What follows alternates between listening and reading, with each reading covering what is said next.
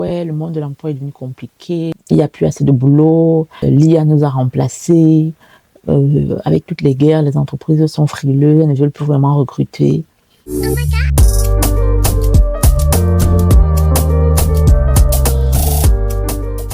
Hello, bienvenue sur Passons à l'action. Si toi aussi tu ne parviens pas à atteindre tes objectifs de l'année et tu souhaites trouver un équilibre entre vie professionnelle et vie personnelle, alors cette chaîne est faite pour toi.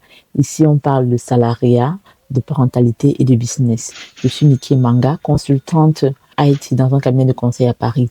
Et si ce sont des thématiques qui t'intéressent, tu t'abonnes et tu cliques sur la cloche de notification pour ne rater aucun de nos prochains contenus. Alors, aujourd'hui, on va tomber direct dans le cœur du sujet. Ça fait plus de 2 ans déjà que autour de moi, et moi-même, j'y étais.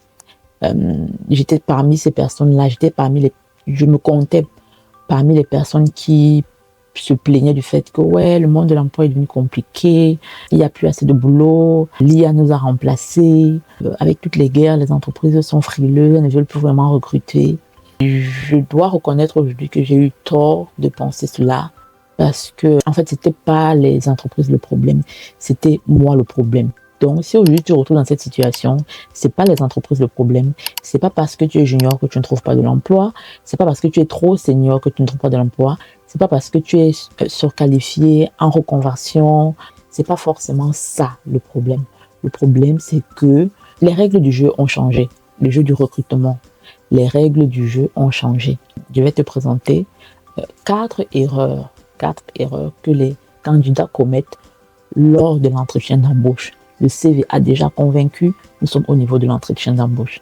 La première erreur, c'est que les candidats parlent lors de l'entretien. Ils parlent des tâches qu'ils ont réalisées en face d'un recruteur qui ne pense qu'à son besoin. Donc le candidat, oui, j'ai fait ça. J'ai rédigé les spécifications fonctionnelles, j'ai réalisé des tests, j'ai automatisé des tests et le recruteur est là. Ok, j'ai mon besoin en ça. En quoi est-ce que tu peux m'être utile? Deuxième erreur que les candidats font, c'est qu'ils parlent de leurs expériences. Ça peut paraître bizarre. On va leur parler de quoi? Oui, ils parlent de leurs expériences. Oui, j'ai fait ça, j'ai fait ça, j'ai fait ça. Pendant que le recruteur en face, il a des objectifs précis. J'ai besoin qu'on atteigne ça. J'ai besoin qu'on passe du point A au point B. J'ai besoin de pouvoir trouver une solution à ça. Troisième erreur aussi que nous on commet en tant que candidat, parce que moi, comme je dis, j'étais dedans, c'est que on présente nos diplômes. Ouais, j'ai un bac plus 5, surtout en France, comme le bac plus 5, c'est le 5 grade ici.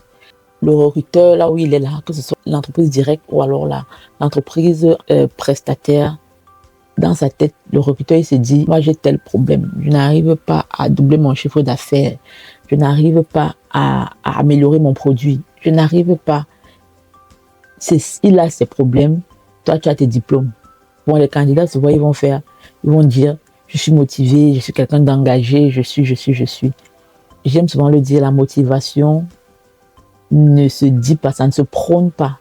La motivation, c'est quelque chose qui se constate. C'est mieux quand ça se constate. De nos jours, on dit plus, je suis super motivé. Il y a 5 ans, ça serait passé. Oui, je suis motivé. Tu poses des questions, on décèle que peut-être tu es motivé à rejoindre l'entreprise. Et peut-être c'est sincère, tu es motivé à rejoindre l'entreprise.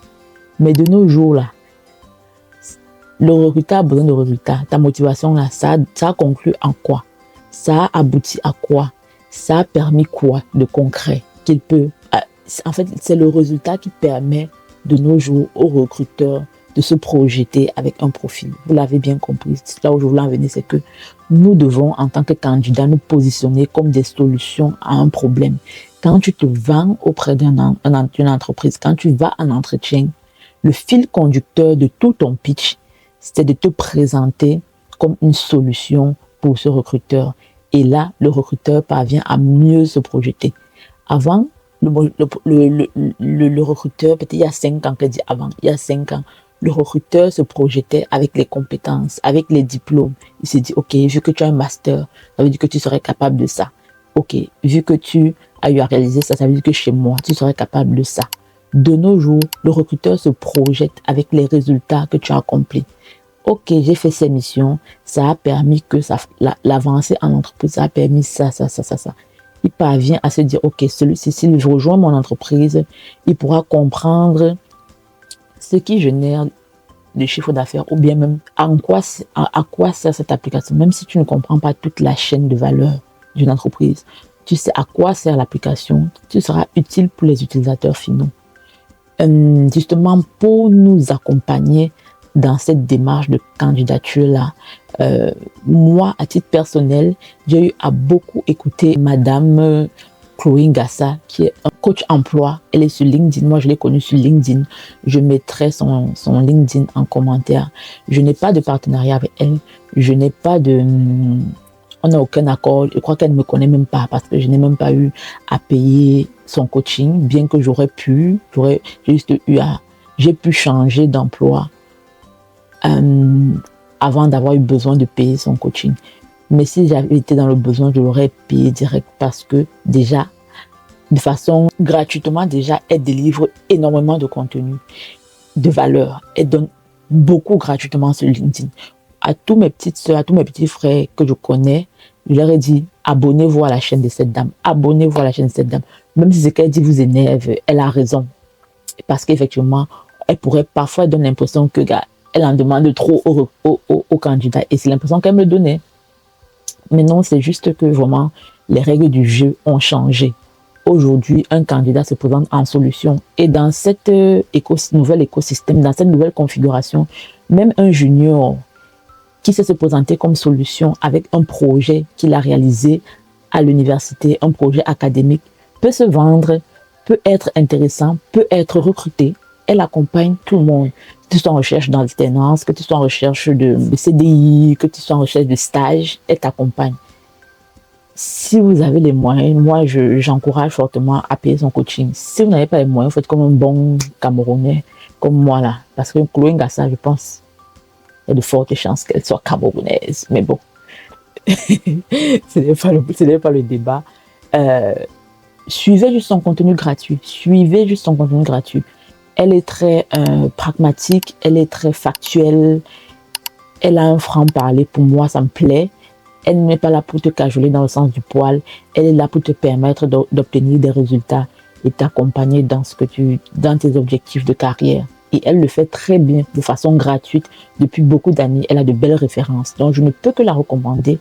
Et je profite justement de la vidéo pour lui dire merci pour le contenu gratuit qu'elle délivre chaque jour. Je ne sais pas si elle verra cette vidéo, on ne sait jamais.